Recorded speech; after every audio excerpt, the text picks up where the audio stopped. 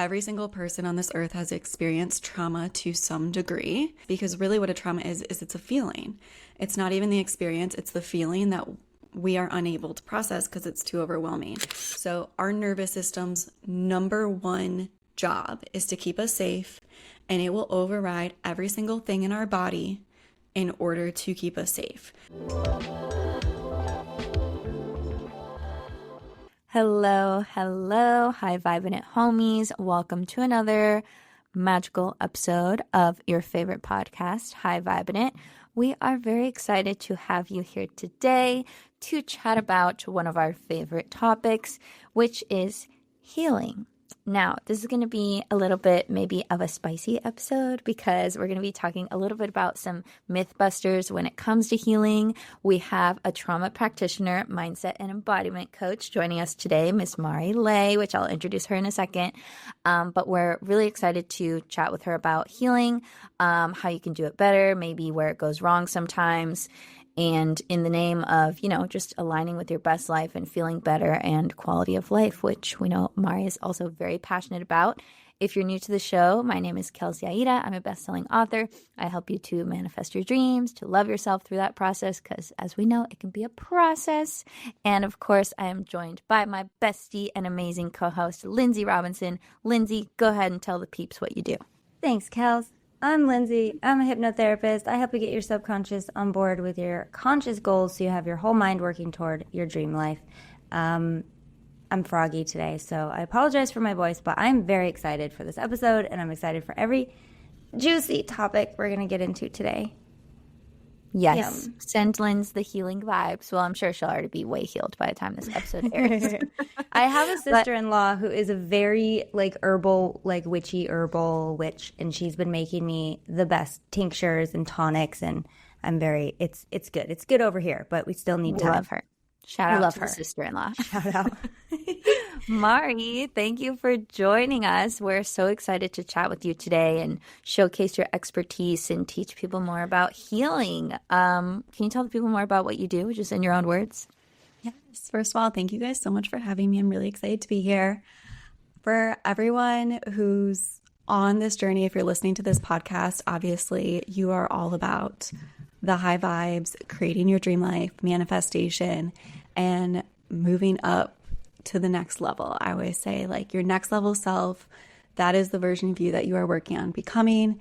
And so what I do essentially is I help women heal from their past, connect more with their highest selves, and create their dream life. So whatever those goals look like to you. And a lot of that ultimately does come down to our healing journey, because when we have manifestations that aren't coming to us necessarily with ease, right? There's often something that we are not aligning with that manifestation yet. And oftentimes that comes down to internally how we're feeling and blocks that may be in our way, whether those are fears, limiting beliefs, karmic contracts, soul lessons, whether it's from your current life or your past life, and a lot of unprocessed trauma, which I feel like a lot of people come to me and they're like, but nothing major ever happened to me, or I had an idealistic childhood, or whatever that looks like. And trauma doesn't have to be this major event. It can really be something that ultimately a trauma is any time that we experience a lack of safety, a shock, or some kind of overwhelm in your system. And so it's just more than you can handle at that point in time. And in that moment, that can literally be too much joy. It doesn't have to be too much sadness or grief or pain or fear. And it means we just don't have the capacity in that moment to process what's happening. And so we take that trauma and we store it. And then we build these layers of protection over it that become a lot of our characteristics and our defense mechanisms and our personality traits, even our go-to coping mechanisms, symptoms in your body physically. And so what I do is I help women heal and release these blocks and these traumas that they've been holding on to so that they can bring in their manifestations and create their dream lives. We love that. here for the healing, here for the dream life. Right. What you said about trauma reminded me of, I don't know if you study the work of Dr. Gabor Mate. I really love his perspective. And he always talks about trauma as not so much like the thing that happened to you, but like what happens inside of you afterwards because of it. And that's where like the real damage and the coping mechanisms and the self-sabotage and the pain like really comes into play. So I'm glad you're touching on like what trauma really is, and that it doesn't have to be this big, huge thing with a capital T trauma, because like I'm similar. Like I wouldn't say anything really super traumatic happened to me growing up. But then when I was a teenager and I was training my whole life to be a dancer, and then I got injured and then I couldn't dance and my whole dreams like crumbled in front of me, like that was extremely traumatic enough to send me into like a 3-year-long suicidal depression spout, which like ultimately led to me becoming a healer, yada yada. But like some people who weren't in my life wouldn't understand like how traumatic that was, because they weren't working their whole lives to be a dancer. They didn't see themselves as that. They didn't feel that dance was giving them life, right? It was like my way of breathing, expressing, being powerful, being creative. And for that to just be stripped, like to me, was very traumatic, when other people might be like, oh, like that's not traumatic. I lost my dad, or this happened to me, or that happened to me. And it took me a while to like give myself permission to just recognize like how deeply I was hurt by that, and to make it okay that like even if it wasn't some big traumatic thing, like I didn't get kidnapped or I didn't get raped, but it still hurt me. And I think part of the healing journey is just letting yourself recognize the things that hurt you and not judge them as like not painful enough or not traumatic enough. Because then from there, you can start to hold the space for yourself or get the help that you need or whatever it is without the judgment aspect of it. 100%. A lot of people are like, well, this isn't as big of a thing as XYZ. And so they feel like they have to minimize their experiences, and that's just not true. No trauma is ever comparable. We could all go through the exact same experience and come out of it completely differently, because we all process things different. Our nervous systems are different. Our past experiences are different. And so the way that we process information is different. It's not comparable. One person can go through an insane, terrible car accident and walk away completely okay, whereas one person can have someone just literally pull away their physical touch at a moment they're being vulnerable, and not in a way where they're trying to be rude or anything, but that can be interpreted as abandon and rejection and turn them into like this massive spiral. So it's not comparable. Every single person on this earth has experienced trauma to some degree, and it is something that, like you said, we all internalize, because really what a trauma is it's a feeling. It's not even the experience, it's the feeling that we are unable to process because it's too overwhelming. And oftentimes we're feeling alone in those moments. We don't have someone to connect with or to co-regulate with us and help us out of it and process it in the moment. Or we are 3 years old and we don't understand what's happening, right? So a lot of these things then turn into struggling to create boundaries, perfectionism, fear of being rejected, anxiety, people-pleasing, lack of trust with yourself and others. It can turn into physical symptoms. Yeah, so many different things. And it can turn into physical symptoms in our body because we store them. We store these built-up emotions in our body. And so they become these... We do physical armoring around them as a defense mechanism, which is like muscle guarding. So if you realize you have a lot of tightness in your pelvic floor or in your stomach, or you have a lot of pain with your neck and your shoulders, usually there's some kind of root there. And we also store them in our DNA. They impact every area of our life. I always say we store these things on 4 different levels. So physically, mentally, emotionally, and energetically in all 4 of our bodies. And Western medicine often goes into just working on usually the mental aspect of it. It's a very heady approach. It's talk therapy. It's potentially journaling or affirmation. And I love all of those things. There's nothing wrong with them. They're beautiful tools. a lot of those tools, though, are designed to only create awareness, and they're not designed to allow us to be present with what's happening, to feel it, and to allow it to actually release. Yes. Okay, so next, obviously, everyone's wondering, okay, so I have trauma. How do I get rid of it, or how do I heal it? But before we dive into that, I just want to continue on my example and just like to prove your point even further of how like trauma, or even if you judge it as like non-trauma, can manifest, right? So for me, that happened.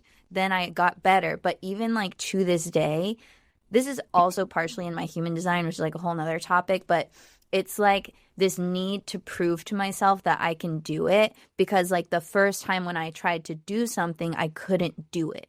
Like I did my whole life, I dedicated to this craft, this sport, this art, and I was trying to become a professional dancer, and then I couldn't. And then on top of that, it's like another layer of like my body betrayed me, right? So now I feel like this betrayal from my body of like, well, this was the goal, but you stopped me from getting injured in your hip. You stopped me from messing up my back. Like, you're the problem, right? So then it's like a war with the body. And then at the same time, it was like, well, everyone told me I was designed for this, I was meant for this, like I was so gifted at it, whatever. But like clearly God like wasn't on the same board plan as me. So then I'm like, well, my body was against me, God was against me. And there's even still this narrative like in the back of my head sometimes when I try to go and do something, like, well, just because I want to do it, that doesn't mean that's what God wants for me. So who knows if it's going to happen? Or just because I want to do it doesn't mean my body's going to be on board. So like I can try my best, but I don't know what's going to happen. Like I'm not really fully in control of like what I want to do here. So it's really, really interesting how even something seemingly not super traumatic can like literally create such hardcore coping mechanisms and like subconscious stories in the back of your head that are running your life and you don't even know. Like I know because I've done a lot of work on myself, but a lot of people have things like this happening in the background and they don't even know.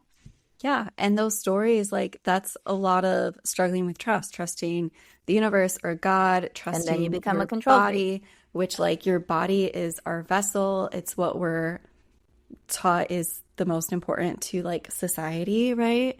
And how we appear and everything. So it just unwraps a whole tangle of issues. So let's go there. So where do people start with this work? If they're like, okay, I have a sense that there's a blockage, it could be some trauma, maybe I know what it is, maybe I don't. What's the next step to untangling or resolving said trauma?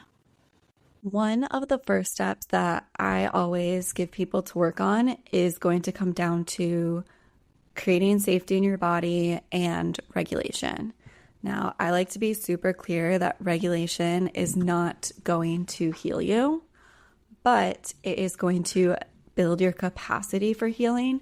So when we talk about these things that ultimately were scary in the moment that happened, that we have created defensive layers around for years and years, or perhaps our entire lifetime almost, it's scary to think about going into that and feeling it and processing it. And so if we can create more capacity in our nervous system, because right, the reason it's a trauma is we didn't have capacity at the time, it's going to be easier for us to go into. And instead of being like, I'm just going to deep dive right into my trauma and then pop out and be more afraid to go back into it later, I like to teach people how to create capacity with their nervous system. So that does come down to regulation. It allows you to feel more in your body in everyday life. We have what's called the window of tolerance. And so that is ideally where you want to quote unquote live. And that is when you feel calm, you feel open, you feel centered, you feel receptive, you feel very much aligned in yourself. When we go into a hyper or a hypo state, which is aka a survival state or a state of trauma, which you're always going to go into them. You're never going to be able to like just fully live in your window of tolerance because you wouldn't be living life. But if you have a larger window of tolerance, a larger capacity, a larger quote unquote like nervous system and more ability to regulate, you're going to move in and out of these states quicker. You're going to not have this emotional hangover, and it's not going to lead you into this spiral or where you're feeling stuck in it and you're just buried in fatigue, sadness, anxiety, stress. So I love to start with nervous system regulation and creating safety in the body, because a lot of people just don't even know what it feels like to feel safe in the body, or they only may get that from very particular people or very particular things, and it's not ultimately where we're designed, like what we're designed to do. Or sustainable. Like you can't depend on someone for your whole life or an external source. And I want to just touch back real quick, because it was so important what you said. It was so brief and so beautiful. But what I took from it is, just because at the time you didn't have the capacity doesn't mean that you don't now.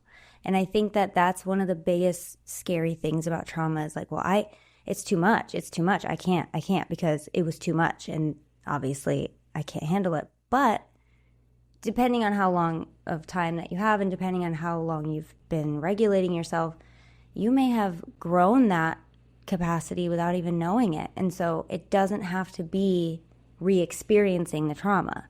It can be a little less painful. It can be a little less painful. It doesn't mean that you can't handle it, because what's important is like, you probably can, because you're not the same person that happened to, just by default. No one is. So I think that was important. I just wanted to touch on that again. Just because you couldn't handle it at the time doesn't mean that you can't heal from it now. Hey there, it's Lindsay. Are you ready to transform your life and achieve your biggest dreams? Well, welcome to the Align Your Mind membership. As a seasoned hypnotherapist, I've crafted a digital sanctuary where you can access powerful hypnotherapy audios anytime, anywhere. Imagine waking up each day feeling empowered, confident, connected to the universe, and ready to conquer your goals.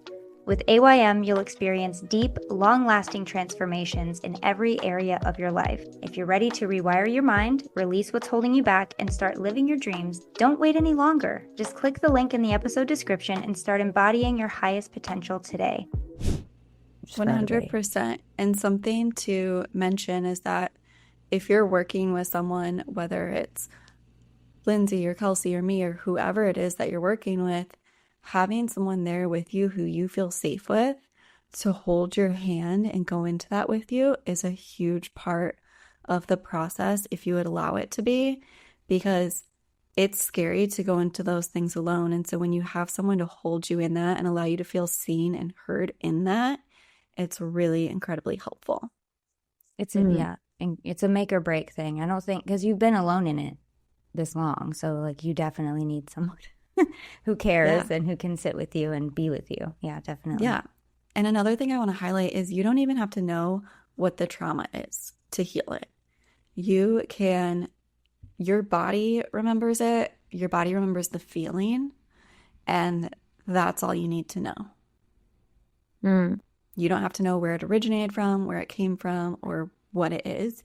On a human level, we want to know. Yeah. Because our brains want to be able to interpret it and put blame on something and just logically understand it, but you don't actually have to know it. Okay, amazing. Thank you for giving everyone that permission, because I think there is this incessant need to understand and to know. And while it is really beautiful when you can understand and like connect the dots, and that gives you like some sense of peace, just know that it is possible to heal even if you don't fully understand, because the body knows. And to recap, regulation is amazing. We need it. We want to do it. We want to cultivate it, but it's not necessarily healing. It's what creates the space for the healing. So what are some practical daily ways people can start to open their capacity, practice regulating more? Oh my gosh, there are thousands of ways that you can practice nervous system regulation. Here's the thing, is it depends on your nervous system. Okay. So what works really well for me might not work really well for you. And that's one thing I always tell people, like I have a super sensitive nervous system because of my trauma and my past and having to feel like I have to have these laser tingly senses for everyone else's emotions and what's happening with them, because if the slightest thing goes off, I'm on like high alert. Oh my God. So for me, go ahead. No, you're me. Go ahead. I was like, I was going to give you an example. I was like, let me give you an example. Let me give you an example of a nervous system and you can tell me. And then you just went on to describe my exact nervous system. Yeah. High alert all the time because you just must be. Do you sleep well? Because I don't. Yes. Now you do. Because I do nervous system regulation. Yes. I never used to sleep well, honestly, like my whole life. I thought that's just how I was going to live life. First of all, a weighted blanket is huge for helping me sleep, and it takes a couple weeks to get used to it. But what a nervous system or what a weighted blanket does is it actually helps to regulate your nervous system because of the pressure. And so the pressure of it helps you to sleep more. And so that has been like the number one game changer for me. You want to hear something really funny? I bought those for my kids for Christmas. These kids they're so happy all the time. But I thought like, oh, this is great. I love this idea. I think I was subconsciously getting it for my inner child, but it manifested as getting it for my kids because I honestly feel, and I don't know if any other moms, you're not a mom, Mari, right? Are you? Okay. No. So, well, for me, I realized I started to, I guess, rewrite a lot of my childhood through them. Like, here's what I'm going to do differently because, oh my God, right? So you start to heal yourself through giving them the experience that you wish you had.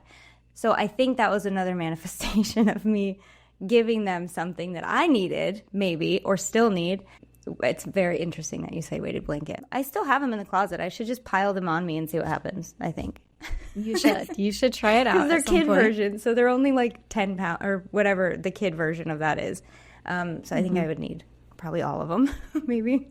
Put them on even like if you're just relaxing or journaling or reading or whatever you're doing and see how you like it. Because like I said, it took me a couple of weeks to get used to it when sleeping. But now I'm like, I can't sleep without it. Okay, so back to the question of favorite nervous system regulation tools. So some people who have a slower system, if you are someone who may have been stuck more in a state of fold, freeze, or disassociation, which means that you are going to naturally move slower, you're going to be more fatigued. This is like a hypo state, so a more slower moving system.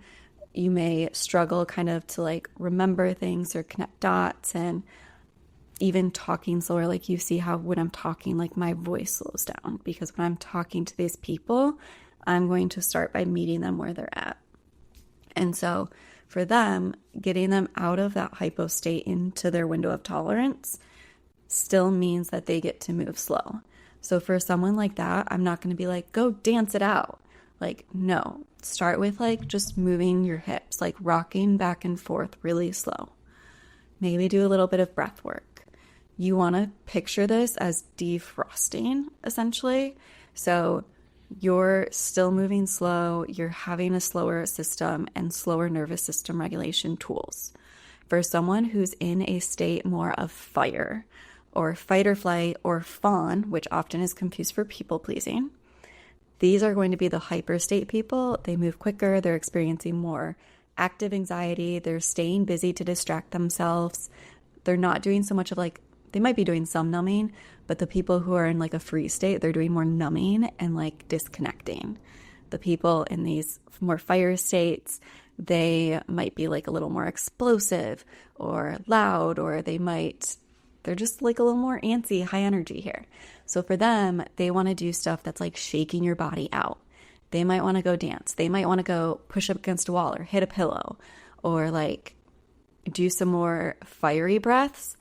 And what the fiery breath is going to do is it's going to, again, meet them where they're at. And then they can do calming things like a meditation or slower breath work or something that is going to help them come down. But when you have that fiery hyperness, it has to be met first. And a lot of people miss the mark on that. And so what they do is they'll be like, meditation just doesn't work for me. I hate meditation or whatever it is. And it's like, no, it could work for you, but you didn't meet your fiery first.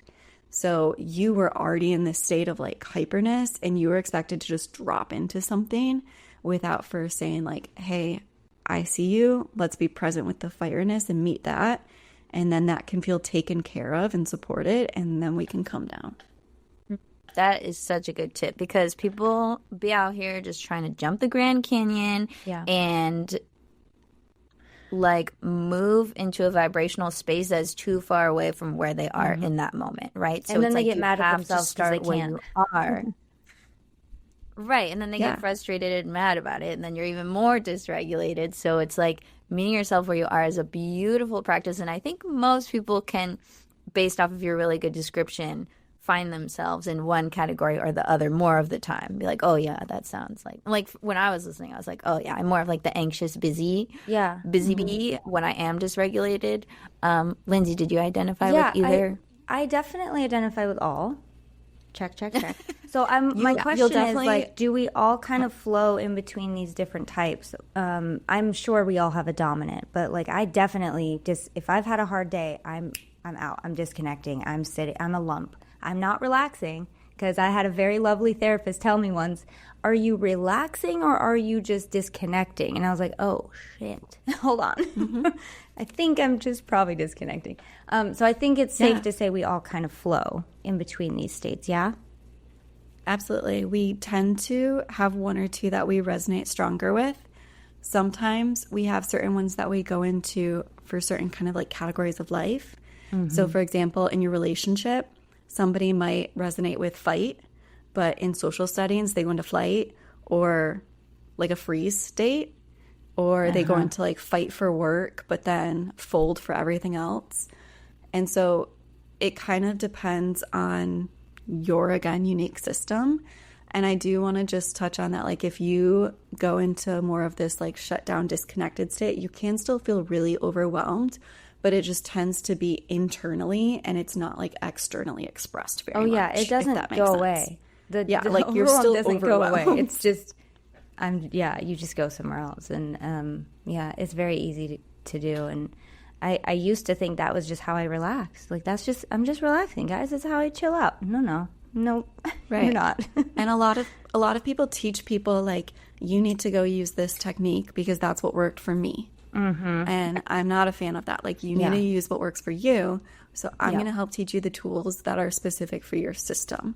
Because if you're someone who's like in a free state, again, somebody telling you like you need to go like shake it out and dance, they're going to be like, that's terrifying. They're going to get immediately overwhelmed and then they're going to be farther into their free state. Right. And like that happened to me. I was working with a coach 5 years ago and she was like, go dance. And I was totally in freeze disassociation and I just started crying because I was like, I can't dance. No. Yeah. Oh my God. I did this group with this amazing coach that I admired for so long. And I did this like group for, I don't even remember what it's for, like Light Your Inner Fire or something. And every single session on these Zoom calls, they would dance for the first 5 minutes. And I'm like, I'm not doing this. I don't want to do this. And I just felt like I was the only one that thought this was ridiculous. Like, how can I'm not doing it. And so I think that's so important. Like, you need to honor that. Because if it doesn't feel right, it's not going to do the thing that it's supposed to do anyway. So if you're not into it, please honor how you feel about it. And listen to Mari because she knows what you should do instead. Honor your style of regulation and find what works for you, and don't feel bad if you get these hot tips or these pointers or these practices from these gurus and coaches and they don't work for you. It's okay. And if you're really wanting to dive deep into this and have someone guide you through it, obviously work with Mari. We're going to link to her stuff in the show notes. What do we want to dive into now? This has been really, really permission giving, life giving as far as the topic of regulation and healing. Can we talk about like, if you are ready to do, okay, I've heard a lot about somatic, like release, like somatic we've talked a lot about that. What if you're ready to like do the first pose? Is it a pose? What is it? Is it just like a flex? What do you do? Where do you start with the somatic? Because I've seen, I know nothing, but I've seen these videos where they're like, here's what you do to release your childhood trauma. And then they just start doing these movements. Like that's the one movement to do. Is it true that there's one movement for each thing or like what? No, I'm just sorry. My inner yoga teacher is just laughing at how cute you are right now. So I do love, I don't think it's the same. It's not yoga, right? It's not, is it? I don't know. Just talk. I don't know what I'm trying to say. I'm so confused and eager to learn.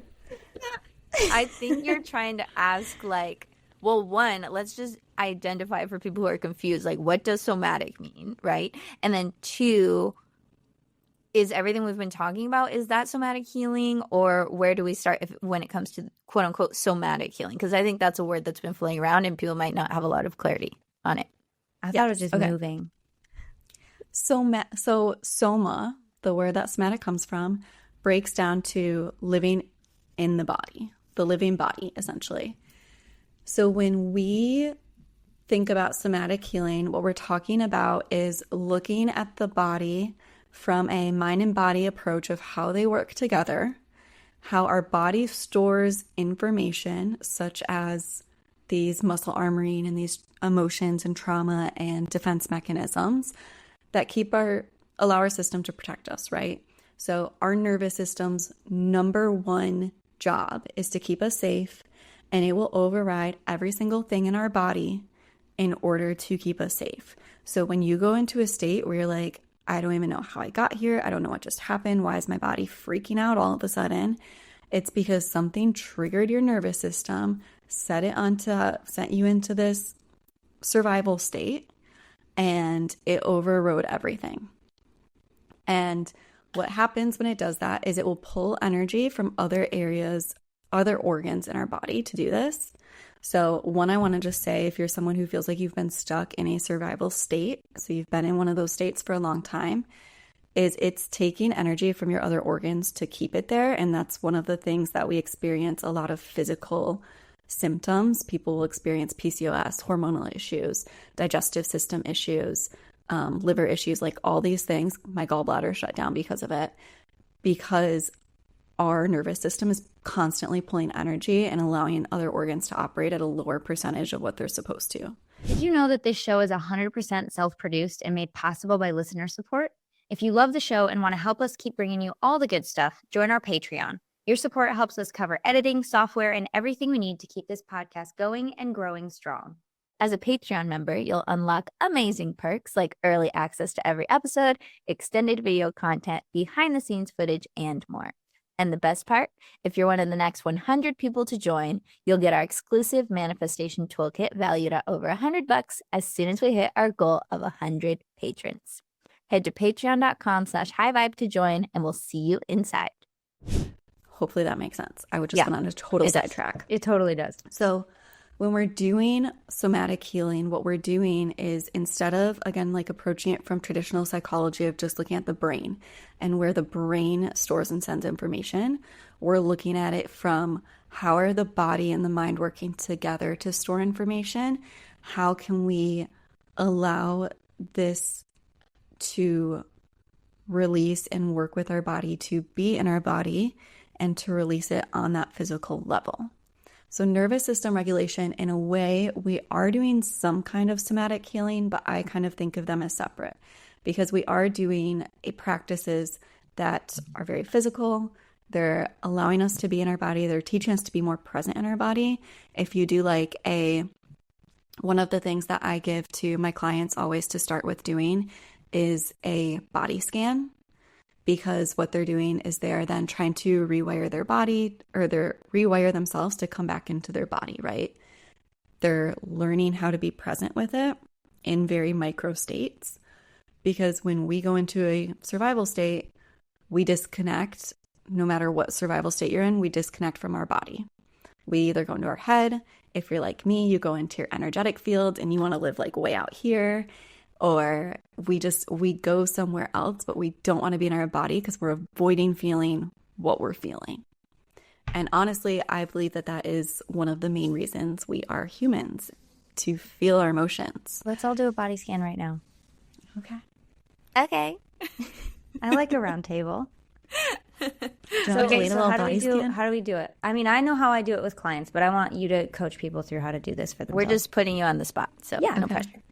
No pressure. Give us just a few minutes so people can drop into their body. Maybe if you're driving, like, don't close your eyes and stuff. But if you're at work or if you're cleaning the house, just take a little break for a second. Yeah, if you have the capacity, you can close your eyes and just begin by taking a few deep breaths into your body, into your belly and your core. taking a moment to slow down a little bit.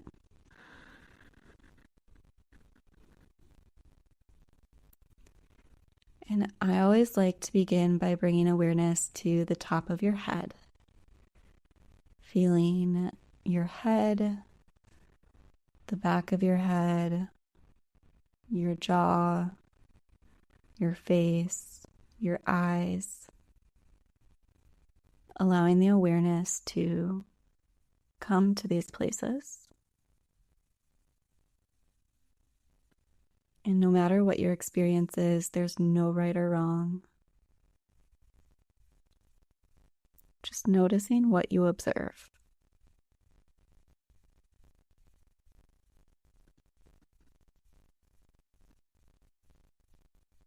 And taking another breath, allowing the muscles in your face to relax just a little bit, let go a little bit more.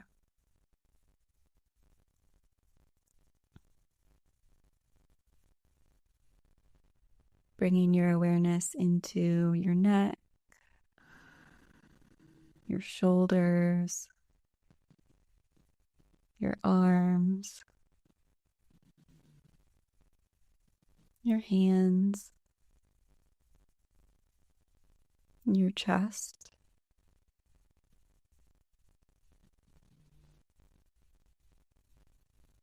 Again, observing any sensations here. Even if that sensation is neutral,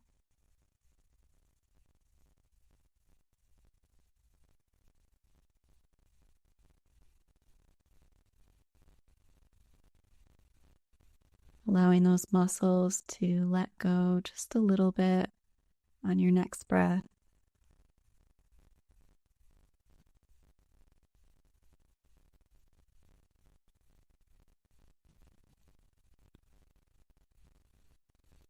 Bringing the awareness into your belly,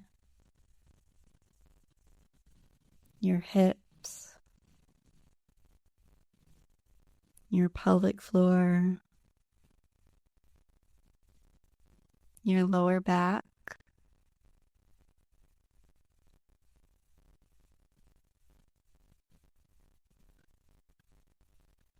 noticing any feelings, sensations,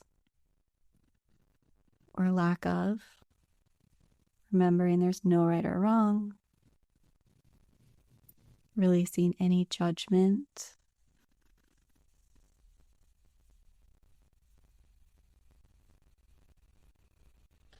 And on your next breath, allowing these muscles, these sensations to just relax and let go, even if it's 1%.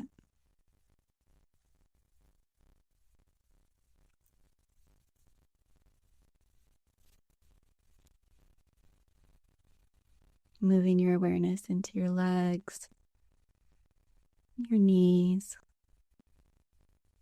your calves, your ankles, all the way down to your toes.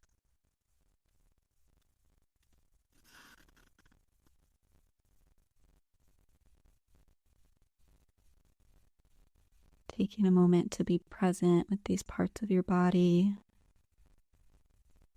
noting any sensations.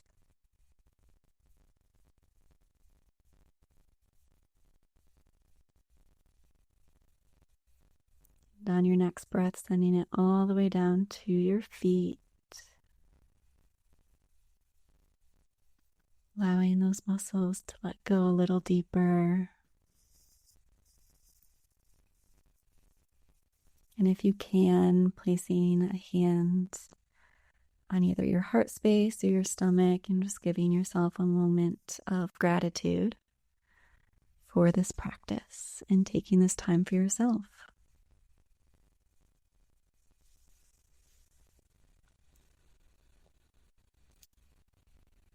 Taking as much time as you need to come back to the space when you're ready. Thank you. That was lovely. We want to hear your guys's. I'm so sultry now. I'm like moving slow. We want to hear your guys' experience in the comments. So if you're on Spotify, you can actually comment on episodes now. I'm not a tech guru, so I can't tell you how, but I can just tell you it's possible, so figure it out. And if you're on Patreon, it's really easy to comment on the videos when you guys watch the video versions of this, because we want to know how it went for you. Let's do a little roundtable. Linz, you go first. You go first. Me? For me, it was interesting. I was just noticing there's like this ever persistent knot in my back, like in between my shoulder blade and my spine, kind of like upper right back. And it was just like pinging me as it usually is. And then I was like, man, my jeans are so tight. Why do I do this to myself? This is torture. Why do I buy jeans that don't stretch? I hate this. So then there's that. And it's a little bit cold where I am. So my fingertips, my fingertips were a little bit cold. But the whole time I just really wanted to move. And I was like, just realizing like the way that I best connect to my body is like by movement. When I stop moving my body, like I just go straight into the head. Mind, you know? Which makes sense with what you used to do. Right, exactly. And like for me, regulation is yoga, strength training, gym. Don't really care for running. Don't really participate in that too much. Stretching, give me a good stretch. Give me some Pilates. Get just anything where I'm like feeling the sensations of my body, whether I'm like working or stretching or breathing with it or moving it or watching it move. Like that for me is how I can really drop into like being present with it and move energy through. So I'm curious to hear, because I know Lindsay's not big into movement. Well, so let's hear how it went for you. But I know that when I do it, okay, I'm not into it, but when I do it, I'm so happy that I did it, right? It's like doing the dishes, man. For me, that's what it feels like. Once the dishwasher's loaded, I'm like, oh my God, I feel so much better. But like looking at the dishes and knowing you have to do them, and it's like, ugh, the worst. Anticipatory anxiety, that's what it is. Well, that happens to everyone. But I'm very glad when I do it. And so I've been trying to do it more. I've been pretty good about it, especially when I feel like at the end of the day, I start to feel like this ball of anxiety. I'm like, Lindsay, you didn't move today. You didn't do enough movement. So when I do it, I find that I'm able to like chill out more. But well, in that practice that we just did, it's always in my chest. There's always something in my chest. And I definitely have some neck and shoulder issues going on. My kid's been sleeping with me the last couple days because he has nightmares. It's a long story, but I'm not getting enough sleep, so I'm pretty sure it's directly tied to that. But I also found myself while we were going through my fingers, like I can't. I also had coffee, so you know there are factors.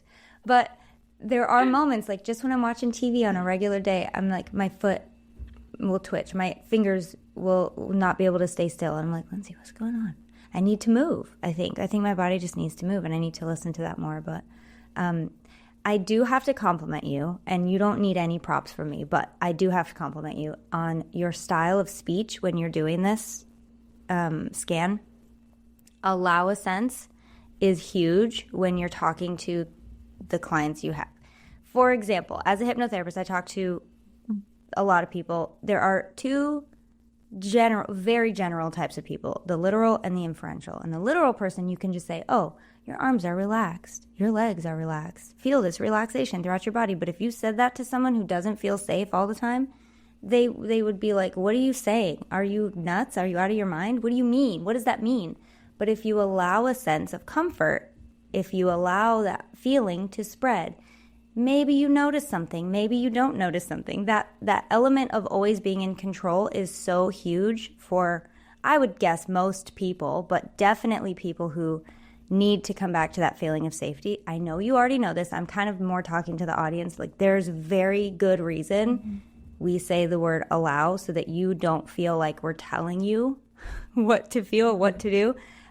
It's very huge. I'm such a fan of how you spoke. And I don't know what I was expecting, but very good. A+ in my book. Perfect. Yeah, hypnotherapist approved. Perfect. For what it's worth, it was great. No, I totally get that, because for me, even when people have come me in sessions, sometimes they'll say something like, what emotions are you feeling right now? And emotions are something that were really hard for me to identify for a long time. And so they'd say that to me, and I'd immediately go to my head and be like, I don't know. And I'd just pop out, and then I'd get frustrated because I'm like, I don't know what emotions I'm feeling. I can't tell you. Yeah. And so instead of, it's when you like really want to normalize things, right? I have a really slow pacing usually. And so for me, trying to do that semi-quickly is really hard because like I have this thing called Magnetic Tools, which is recordings of all of my meditations and self-guide energy healings and things. And I did a bunch of body scans for it, and I tried to do like a 7-minute one and like a 10-minute one or whatever. I recorded the 10-minute one, and it was like 20 something minutes. And I was like, oh man. So for me, because I have slow pacing, I tend to attract more of that clientele. I feel like you kind of go through phases of, like who you're attracting. And when you have someone who's a lot more fiery, then you need to have like a faster pacing and really like ease them more into the slow pacing. It's always interesting. I love normalizing things. Everyone's experience is always different. Yep. Sometimes you might be feeling something bad, like that knot in your chest. Other people are focusing on like a really good feeling where it's like, oh, if this feels so open and expansive, or something that's just totally neutral of like, I don't feel anything. And it's like, okay, like be with that feeling of not feeling anything. That's okay too. Yeah. Makes sense. It's funny that you said about going slow because I have the complete opposite problem. Like, obviously, everyone who listens to the podcast knows I talk so fast. Probably if you try to listen to this podcast on 1.5, it's like insane. And when I go to create guided meditations and content like that, I literally have to record it, like how I speak, but I never leave enough time, so I have to go in and add time, like as I edit it. I'm like, this is too fast, I gotta slow it down, I gotta slow it down, I gotta slow it down, which is funny. So I'm like adding 10 seconds here, adding 13 seconds here, adding a few breaths here, and it's just that's funny. Definitely the only way something... So I used to teach yoga briefly, and the only way I could get a good pace was like they told you to breathe with your students. So I'd be like, inhale, mountain pose, exhale, forward fold, inhale, upward, whatever. And so I try to, like, as I listen back to the things that I create, do that so I can slow it down. But automatically I'm just like on 100. Fiery It's so AF. funny because I'm the same. Like, I talk super fast most of the time, especially like just in my day-to-day life. But for some reason, when I'm with a client or doing an audio or anything like that, I do kind of I practice, I guess, trained to do it. Go into your mode. Yeah, I go into the I put on my hat, and I just slow so far down to where I have the problem that Mari has, where it's like, oh, it's been 30 minutes and this was supposed to be 15. It's okay. People appreciate it, but yeah, sometimes I need to, very few times I need to be like, Lindsay, slow down, because I do have that practice. But it's funny, like if I didn't, I bet I'd have the same issue where it's like, you're going too fast, slow down. Oh my God, this is a meditation, not a freaking speed race.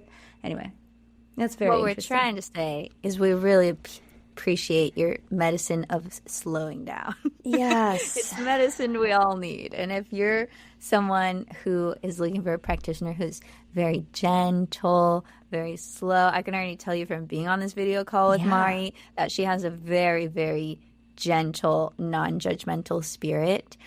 So lean Mari into that. is a cozy blanket, a cup of tea, and a hug. And a teddy bear. And a teddy bear.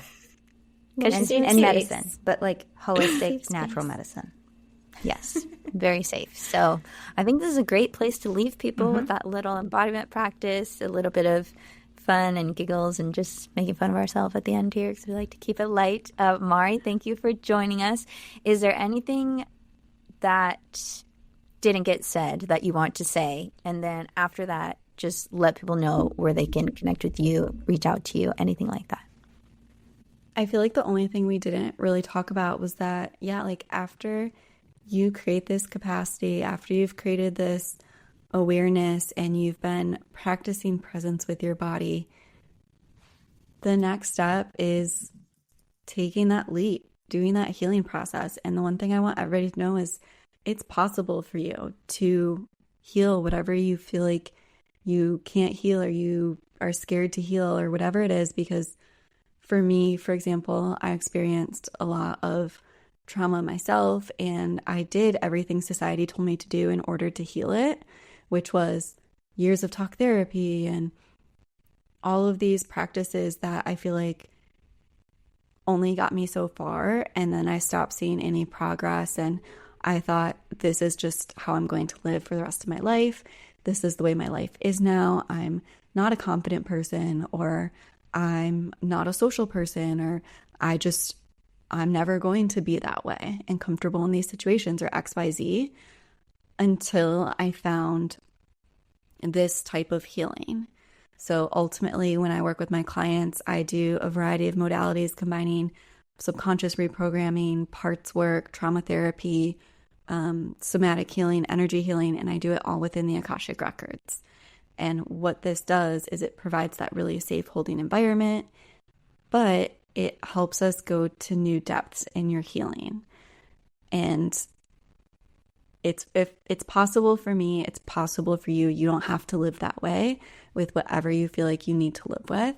And no matter what you've done before, you just may not have found the right tools that have worked for you yet. And keep going, because you will at some point, and you will be so incredibly grateful that you did.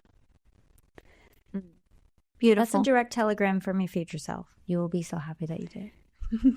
Yes, you'll be so happy, and your future self will thank you a million times over. So will your past self, like your inner child, your teenage self, all these versions of you that want you to heal and want you to create your dream life. If you guys want to find me, you can find me on Instagram, on TikTok, MariLeighB, Mari Leigh B. And you can find me on my website at marileigh.com. I do have a upcoming free 3-day event for anyone who wants to join to experience somatic and energy healing for themselves. It's called Unshakable. I've had a couple hundred women go through it last year, and it was insane and incredible and just filled with the best energy. So I definitely recommend checking that out. Or if you want 3 actionable things you guys can walk away from right now to start working on for yourself that's custom to you, you can get my free Create Your Dream Life journal. And I think we're going to link all of that for you guys. Yes. We'll link the event. We'll link the journal. We will link your Instagram. Don't you have a podcast? Or am I tripping? I do. Yes, Tell I us have a about your podcast. It's called Magnetic as Fuck. And I go into all these different things. So if you guys want to find a specific episode, like for the survival states, you can do that. Certain ones for nervous system regulation, the Akashic Records, all the different things.